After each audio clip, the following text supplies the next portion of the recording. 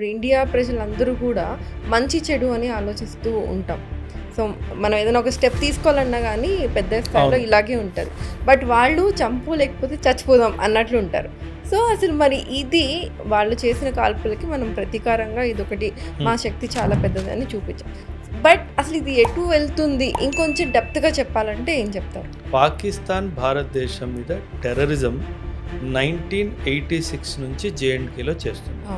దానికన్నా ముందు పంజాబ్లో ఖాలిస్తాన్ మూమెంట్ పేరు మీద అది కూడా ఒక టెర్రరిస్ట్ యాంగిల్ అన్నది.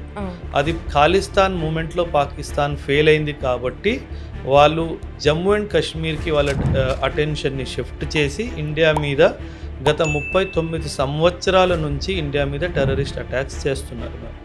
అండ్ పాకిస్తాన్ మనం లోపలికి వెళ్ళి చూస్తే కనుక పాకిస్తాన్ ఆర్మీ కానీ పాకిస్తాన్ ఐఎస్ఐ కానీ చాలా డీప్గా ఈ టెర్రరిస్ట్తో కలిసి ఉన్నారు.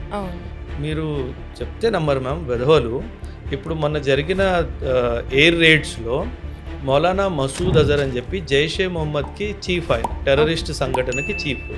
వాళ్ళ కుటుంబ సభ్యులు చనిపోతే వాళ్ళ ఫ్యూనరల్లో అంత్యక్రియలో Pakistan prime minister and Pakistan ఆర్మీకి చెందిన ఉన్నత అధికారులు కూడా అటెండ్ అయ్యారు.